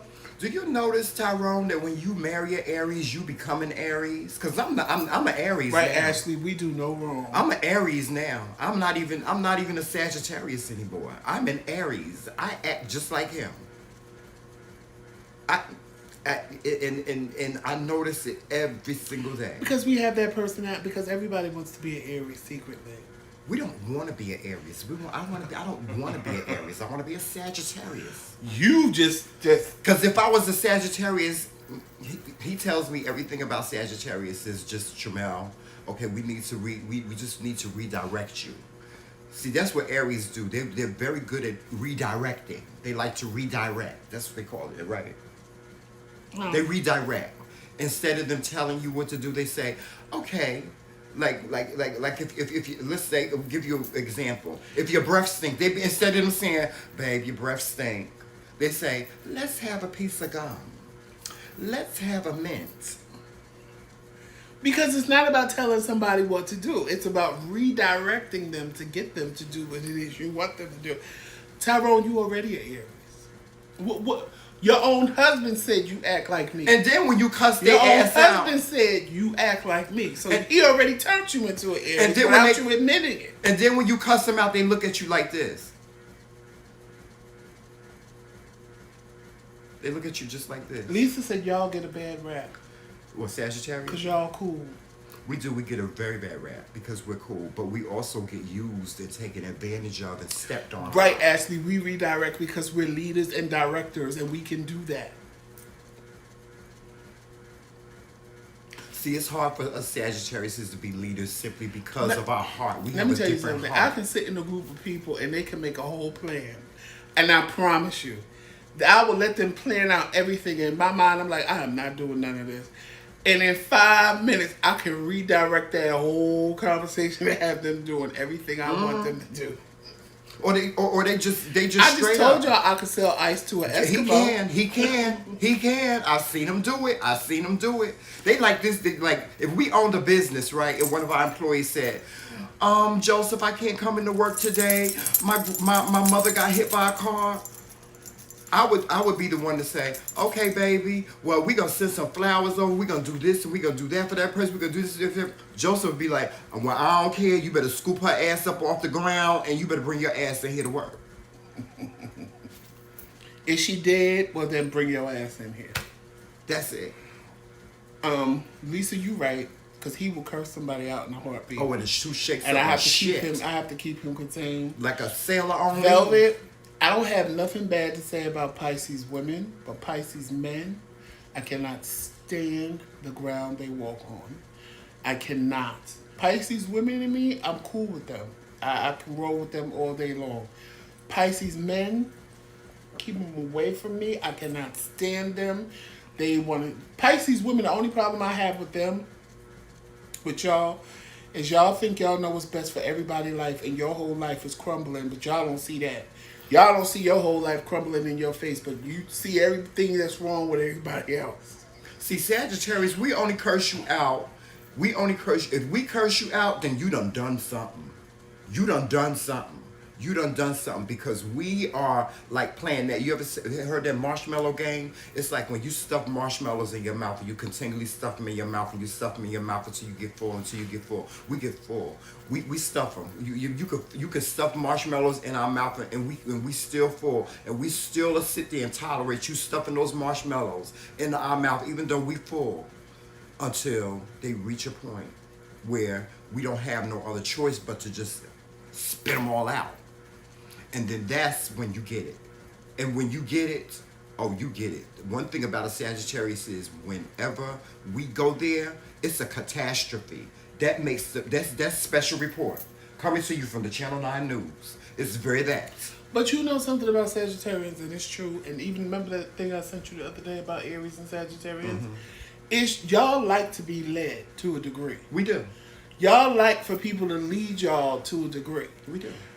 And it's true because every Sagittarius man I have ever come in contact with, they just let me run amok with them. They let me say whatever I want to say. They follow all my rules. I dated one and told him, because he owned his own clothing store. So I said, well, you giving all these little boys you like clothes when you bringing me clothes. I'm not bringing you nothing, buy them. I said, oh, no, you're going to bring me clothes. If you're giving these little fly-by-nights clothes and you come see me more than all the rest of them, and I'm willing to deal with this, you're going to bring me this and you're going to bring me that. He started laughing. I wish I would. Who showed up at the door with everything I said? It's not that we like to be led. It's like we don't like to be led. We like to walk next to you. See, where you would like take the lead and walk ahead of me, we like to walk next to you. We like to be right there by your side whenever you are succeeding, whenever you are failing. We want to be right here, right next to you by your side. It's not about, for us, it's not about power. It's not about power. That's the one thing that we, and I don't know, is that a bad thing when you don't strive for power? We don't strive for power like that. Because we don't feel like that doesn't define who we are. But that's why that horoscope said we were good together. Yeah. Because it says where I like to lead, you don't mind following. Right. And it's true. The only thing I love, the one thing that I love about my husband is I see he's big. He's bigger than me. You see this? He bigger than me. He big. I like big. Because he's big, and I know that he will protect me. And I am Aries is a protector. Even the women, an Aries woman will protect you like she is 700 feet tall. It's like having a suit of armor on the planet. Like Aries are just natural protectors. Yeah, it's like having a suit of armor and wearing it proud. It's like the shiniest suit of armor that you could ever have in your whole entire life that you love so much. He protects me. He big. I like big, gaudy things, like big, I don't know how to explain it. Yeah, Velvet, you're right. Pisces men will push the envelope of death, honey, especially when they deal with me, because I cannot. They think they can say whatever they want out of their mouth, and then when you attack back, oh, you're the most horrible person on the planet. It's them damn cancers. They want to play this power struggle with you, knowing that they're not going to win. Knowing that they're not going to win, but they're going to prove a point. They just got to prove a point. And it's like, but you're not proving a point to me because you're not going to win. There's some cancers in them Leos. Them Leos, you'd be like, how dare you? How dare you? How dare you? Lisa agreed with you. She said y'all definitely like being protected. Yeah, we do. We like being protected, but we are good. We are like, I don't want to say it like that. Think of what a Sagittarius is. You Pisces, and I can't stand you. But at the same time, we're very strong. We're very, but a lot of people misread us and think that we're weak. They take that for weakness. Sagittarius are very, very strong people. Think of what a Sagittarius is. A Sagittarius is a hunter. What does a hunter do best? A hunter hunts best. When a hunter goes out in the woods and tries to get that little doe or get that bird, they have to be extremely quiet. And they have to be very cunning. They have to be very, very quiet and very, very cunning and very, very intelligent. You have to have the sharpest. You have to have the sharpest of everything when you go out and hunt. You do. But at the same time, the other side of us is like what? A horse. We like to trot. We like to trot alongside. You know what I'm saying?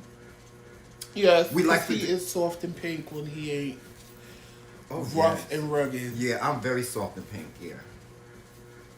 And you know another, I can't. Taurus. Keep him away from me. Except for my father. My father was. He really loved my father. I can't deal with them at all. My father was a different type of Taurus. My father was very quiet. I can't do it. You would have loved my father. My father was a Taurus, but my father was one of those Taurus. He was very quiet. He was very, my father was one of those people. You ain't say nothing to him, he ain't gonna say nothing to you. But if you said something to him and you came at him the wrong way, he had no fear. My father, I don't know why. I think that's where I get it from. My father had no fear. Like, somebody disrespected him, that was your ass. That was your ass. But he wasn't like, who was. He wasn't like that. He was different. He was a different Taurus. I've never met a Taurus like my dad. Never met anybody like him. Well, May Tauruses are different than April ones. Uncle Fred is a Pisces, right? Mm-hmm. That's what Medina asked when was his birthday.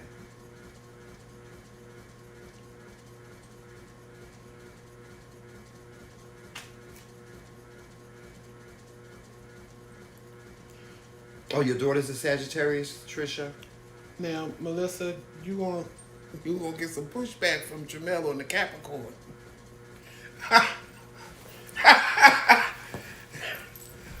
Melissa, you gonna get some pushback. See, he done left the live. He done left the live with the Capricorn. He done left the live. He done left the live.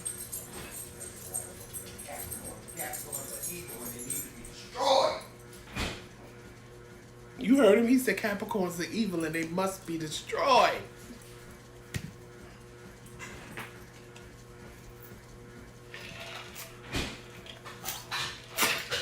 He coming back. He went to get him some more coffee. Should have made me want to set up. Just down here. Let me tell you something about these damn Capricorns. These damn Capricorns, let me ask y'all one. This is the one thing that I want to know about Capricorns. Why the hell can y'all ever admit when y'all wrong? What is it? It's like, if they admit that they wrong, then they just gonna... Hey, in Q Squirrel. Then their brains is gonna ooze out of their head. Why y'all always gotta play the victim? Like, oh, I didn't do that. Or y'all gotta play, y'all gotta go back into y'all past and tell everybody what y'all past was like and how people did y'all wrong and people did this to y'all. And y'all always gotta make it appear, not always gotta be. Two different words. Make it appear as though y'all are right. And why are Capricorns such manipulative? Not all, because that might not be you. Any Capricorns out here in the world, that might not be you, but why are most of the Capricorns that I've come into contact with, mainly one, always feel like they gotta be, they have to manipulate. They are manipulators, like master manipulators. Master manipulators. Like, if you don't do, let's say they want you to do something, they ask you to go to the store. And you say, I don't feel like going to the store. All right, don't go to the store for me. You go right on ahead and don't go to the store for me. But if you don't go to the store for me, my whole world is going to fall apart. Trisha says she is not evil. And she's a Capricorn. Well, she might not be one of the evil Capricorns. But Capricorns are evil. And they need to be destroyed. Yes, they do. Oh, I can't. Now, Velvet, you know what? I love Geminis. For some reason, I can get along with a Gemini. Like, I love their dual personalities. I really love do. Geminis too. My best friend was a Gemini, but he was an asshole when he was an asshole. God rest his soul. He was an asshole. Geminis can be the biggest assholes in the world. They can be the biggest, most selfish assholes in the world. When you do, when the thing I don't like about Geminis is when they do something to you, oh, it's no big deal. No big deal. No, that ain't no big deal. You're supposed to get over it, right? But then when you do something to them, oh, they're filing a civil suit. You going to jail. You're supposed to go to jail. You are supposed to be put into the center of town and stoned when you do something to them. Oh, Kathleen, I love y'all. I love me an Aquarian. But you know what I did do like about Geminis? Their sexuality is just What's your side so in Q's sensual. world? Geminis are very sensual and very, when it comes to sexual things, they're just very, they'll give you chills just even thinking about them. Yeah. I like Geminis. I like Geminis too. I do. I like Aquarians. You think Aquarians are humble and blind? Aquarians are misunderstood. They're one of the most misunderstood because they seem arrogant. They seem, a Aquarian can trick you into thinking they're an Aries, but they're really not because they fall. Like this is an Aries nice. And this is an Aquarius. They're too nice. They're too nice to trick you into thinking they're Aries. Oh no, they're not. My brother-in-law. Oh, my brother-in-law. Oh, my brother-in-law was like you. My brother-in-law can sell ice to an Eskimo. Yes, he was. My brother-in-law. No, that's fine. They can do that too, but they can trick you. No, I said they can trick you into thinking that they are an Aries when in reality but I'm saying, they're not. if you know an Aries, you would never believe an Aquarian was an Aries because they're too nice. Where I would be mean think in this. Aquarians Yes, are nice? every Aquarian I met is nice. Omar is nice. Tyrone is nice. Medina is nice. Blogs is nice. They all nice. See, that's where you misunderstand. Now, when you make them mad, that's a whole nother story. When they get angry, child, my mother was nice, but don't piss her off. Cause, baby, when you did, you better look out. But it takes a lot for them to get pissed off. Is pistol whipping somebody with a gun nice? If you didn't piss them off, they wouldn't have did it. Yeah, I think. Yeah, he did. Yeah. Now, see, my brother-in-law was in jail for pistol whipping a man to death in a bar because the man said something about his mama. And you know what? I don't have nothing bad to say about Libras because a Libra is an Aries exact opposite. So for me with a Libra, I could always hang out with them. I could always have fun. Cool, and especially if a Libra is open to different stuff. Because one thing about a Libra and Aries is we don't like the same things, but if we open to try new things, we end up liking what the other one likes. Like with you, I can promise you, anywhere you went to eat, I'd be right there with you. Come on, girl, because you Pisces are control good freaks. Food. Pisces are very controlling. They're very, very controlling. They're very big control freaks. They feel like I think Pisces are in a world all by themselves, and you have to abide. You have to abide by their rules. If you don't abide by their rules, then you don't exist. Medina, I dreamt I pistol whipped somebody last night. Oh, I said that Uncle Fred is Pisces. I'm sorry, Uncle Fred. It's true. It's true. But, I mean, there's nothing wrong with being that way. Listen, there's nothing wrong with that. I mean, just own it. Own it. Right, and Q's, all the Pisces you know are batshit crazy, and I agree with you. I don't think they're crazy. I just think they live in their own little world, and you have to abide by their rules. They have rules. In their mind. Pisces have rules. It's like, don't do this, don't do this, don't do that, don't do this, don't do that, don't do. But they have the biggest hearts that you ever want to have. No, they do have big hearts. Big hearts. No, they do have big hearts. But you have to abide by their rules. In the fantasy world in their mind. And if they're close to you, they will never give you a pass. But they give everybody else a pass in the world. when it comes down to you, and if like my sister will curse me out in a heartbeat, and I'm sitting there looking at her like, well, what about the people you should be cursing out? What about the people that you need to go after? My uncle in the chat the same way. Oh, he will let me have it, honey. Let me have it. And then I sit there and watch him with other people, and I'm like, okay, well, when you gonna let them have it? Oh, see, y'all do that to me because y'all know I ain't going nowhere because I love you and it's just what it is. Pisces people never tend to let people that they should have it, have it. They let everybody they know they safe with, that ain't going to stop speaking to them, that ain't going to treat them no different than they treated them after they told them off. They'll tell them off. But the ones that they should attack, unless you have to do something to them that is just like the last straw for them. And a switchblade. Medina, a switchblade? Lord have mercy.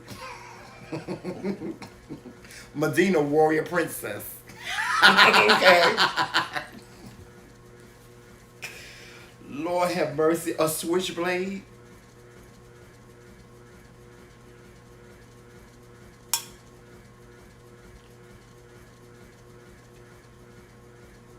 Medina is crazy. Oh my Lord, I'm trying to picture She her. said she want to pistol whip somebody before she died.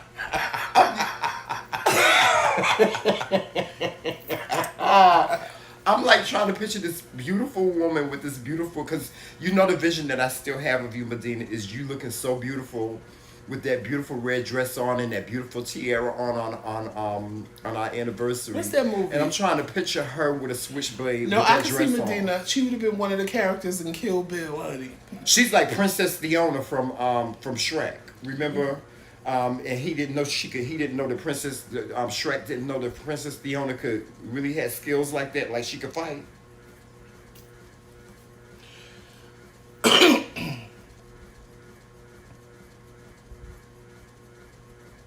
She said she wanted to legitimately tell somebody she'll cut them too thin to fry. Oh. Just picture that. Oh.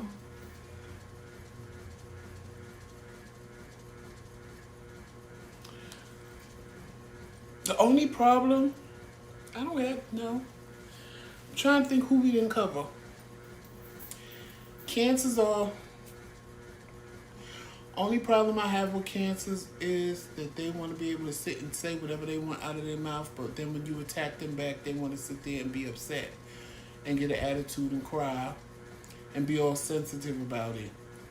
When I feel if you're going to tell me about me, then I should be able to tell you about you. And we either just move on and be done with it, but they too sensitive and they want to get in they want to be able to say whatever they want out of their mouth. But then when you do it, it becomes, I can't believe you said that to me.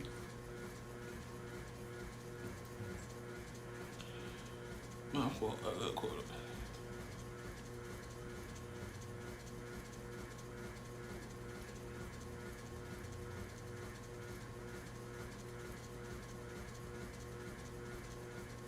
You know what? I could never understand people. I never understood moms that don't know when their child is gay. I could never understand that. Not to get off the subject, but I could never understand that. How mom that they don't cannot, know or they don't want to accept it. Yeah, Because it's different. I have a friend, right? Her son was the most flamboyant thing in the world. I mean, kids teased him at school, call him the F-bomb, and all kind. I mean, and you could look at him, child, as Stevie Wonder. Let's just say Ray Charles and Stevie Wonder could have told that he was gay. And when he grew up, when he became a certain age, when he got 16, he came out to his mother and told his mother he was gay, and she was devastated, like wanting to jump off a cliff, devastated. I'm like, girl. And on top of that, she kept him around nothing but gay men. All her friends were gay. So when he told her, she acted like she was gonna die. I could never understand that. I can't understand. Even like with my mom. My mom act like she act like the second coming of Jesus had got here. When I told her, I'm like, bitch. Did I just say say that. Mm-hmm. I didn't mean to say that about my mama. But I was like, girl. Uh, hey, that's just me. Let's see we back. Who? Mm. If a child is possible.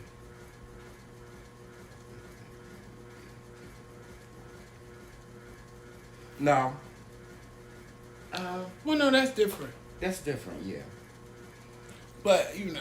It is. That's different. Being bisexual and being That's gay are like, two totally okay, different I'm things. like me. Honey, if my mother would have acted like she was surprised that I was gay, I promise you I would have looked at her and said, well, are you blind? I'm posed like this as a little 6-year-old, and I'm just as flamboyant and hell, teaching my sister how to be a girl. How to be a little dainty girl. And you don't know that I'm gay, child, please. You just closed a blind eye to it.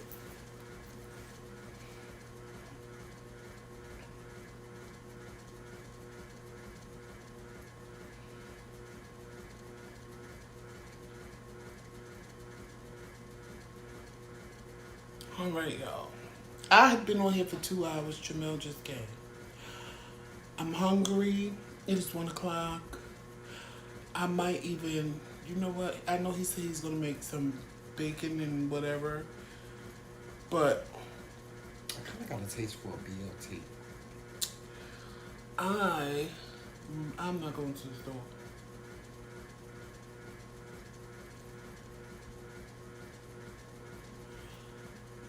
I might put the rest of this chicken I have in the air fryer and make me some air fried chicken again and coat my waffle.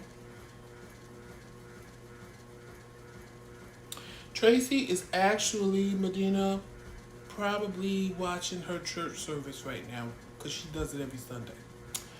So that's probably why she's not in here. In Q's World, how's the house going? How's the new house going? You finish unpacking and stuff? Yeah, my phone probably about to die too. Yeah. Thank you. That was my first time air frying it that way that I did, and it came out amazing. It did. It was good. Still unpacking.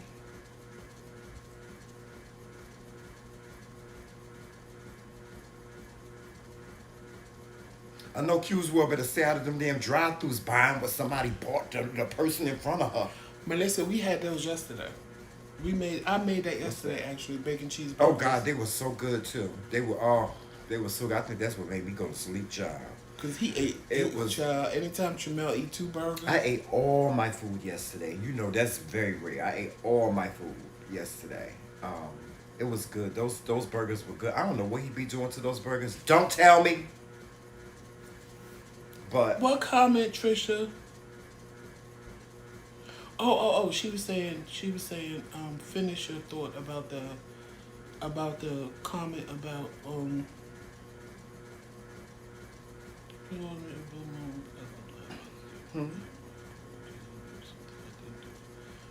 She said, you're not getting off the subject. I know you're referring to my comment. What comment? About her telling somebody's mother. Well, no, he was just saying, how could somebody's mother not know they're gay? Because your mother is really the first person that would ever know. As much as a lot of women want to pretend like they don't, they know. They don't want to see it. For you not to know that your son is gay, he has to be like the most masculinist thing walking, dating all kind of women. Cause some of these boys that I know that told me their mothers didn't know, I'm sitting there like, child. What's her name? Helen Keller could see you gay, honey. She could have touched your face and told you was gay. So how did your mother not know you were gay? Thank you, Kathleen. Melissa, air fryers are good, and that chicken was good. That was my first time. The first time I did it like with breadcrumbs and planko. I did not like it because I'm not one to like fried chicken. I don't even like breaded fried chicken when it's fried in oil. So when my sister told me how to do it in the air fryer, um, I was skeptical at first because I'm like, that ain't gonna come out right. And when I did it, and it came out like if I had fried it in oil, I was shocked, and it was crispy. And then the next day, you know how chicken gets soggy after you fry it and keep it. All you gotta do is put it back in the air fryer and heat it up, and it's crispy like if you just did it.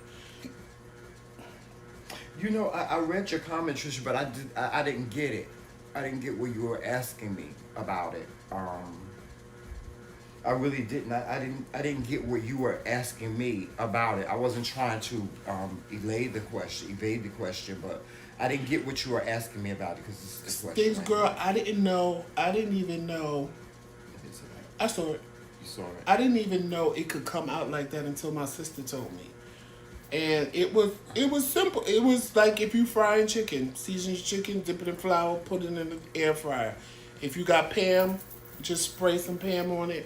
If not, what I did, because I didn't have Pam, I just put like some olive oil in a little bowl. And then I took like a barbecue brush and I just lightly brushed it on there because it wasn't a brush. It was like a silicone brush. So it had the little flimsy bristles so that I didn't put a lot of oil on it. I just rubbed enough to like kind of coat the flour, just a tiny tad. And turned it on and let it go. Let it go, flipped it over, did the other side with a little bit of oil, and that was it. And then just kept flipping it, making sure it was done. And it came out like if I stood there and fried that chicken in a whole vat of oil. And it was crispy, it was good, it was delicious. I was shocked. Because I didn't think it would come like that. Who 82 acting like they're 25? Ooh. That's what Velvet said. Who's she talking about? I really, for anybody to accuse you of doing something that you didn't do, that's not cool at all. And that's one of the things that have happened to me all my life. I've always been accused of doing things that I didn't do. Enjoy your day, Lisa. Thanks for coming. Yes, enjoy your day. I've always been accused of doing things that I didn't do, especially by my mother, and I can't. That's one of the reasons why my mom and we don't have a relationship. Is because she's always accused me of doing things that I didn't do, and she's always lying about things. She's always embellishing things about things that I have done.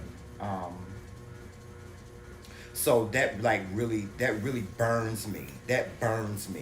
Like I can't. That's the one thing. Even Joseph has done that to me, and it has infuriated me to the point where I just want to like knock down walls and stuff. Like he'll say, "You did that," and I'm like, "No, I didn't, Joseph. I'm telling you, I didn't do that. I didn't do that, Joseph." And we have gotten into like fights. Like don't do that bullshit. Don't do that bullshit. Don't be accusing me of shit that I didn't do. Don't do that shit. Because I will fuck everything up. I will fuck the whole goddamn house up. I can't stand when somebody accuses me of something that I didn't do, and I can't stand when somebody lies on me. Because I was lied. Oh God, as a kid, I was lied on like you would not believe. Kids would say things to me, and they would make me mad. But then when the teacher would come, the teacher would be like, "Well, Tremel, why did you do that?" And I'll be like, "Cause they did such and such." And the kid would sit there like, "I didn't do that. I didn't do anything to him. He just started acting crazy." I can't stand to be lied on, and I can't stand for people to accuse me of things that I didn't do. That will take me into a whole nother. I will turn into the Tasmanian devil. I will. I'll turn into the Tasmanian devil. I hate that shit. I hate that. And I hate it even more because it's been done to me all my life. I remember one time I lost a friend because I came over to his house to visit, and his boyfriend started flirting with me, and he accused me of flirting with his boyfriend when he flat out saw his boyfriend flirting with me, and flat out saw me even say, I said to him, "Yo," your boyfriend is sitting over there. Yo, you need to check him. I can't stand stuff like that.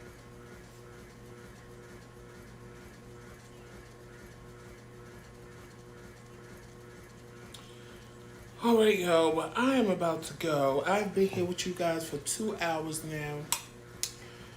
And I am going to go. He just hungry. He could stay out here all day. He just hungry.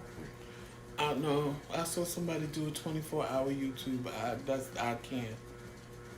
Oh, maybe we ought to do that challenge one day. I can't.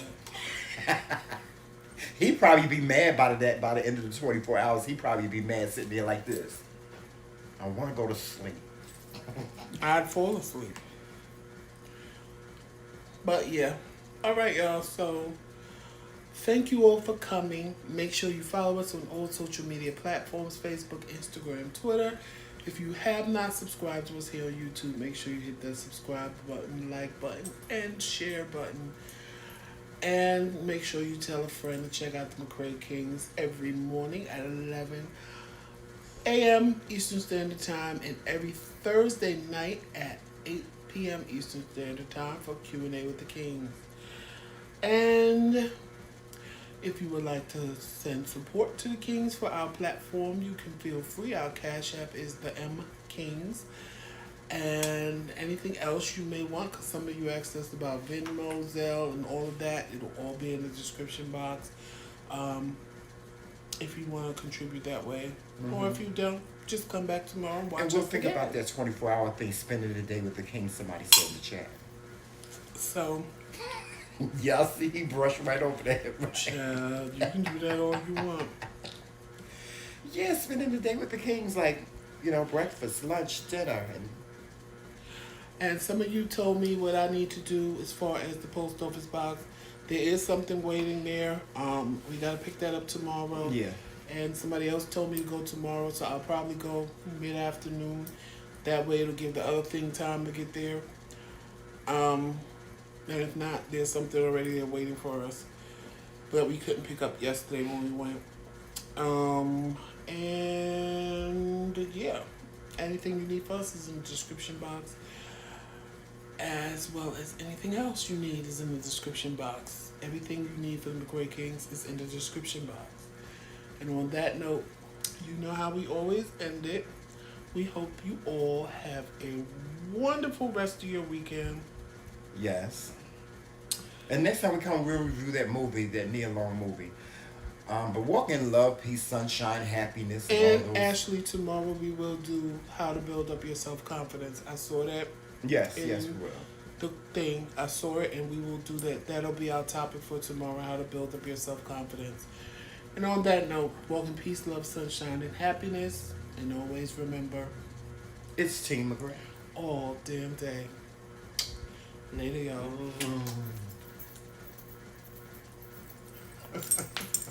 You kissing everybody in the chat? Yes, I'm kissing everybody. Thank you, Kathleen. What's that? No, Jomel is a Libra. Thank you. Oh, Have a that's good why evening. he's so evil. That's why I don't like her.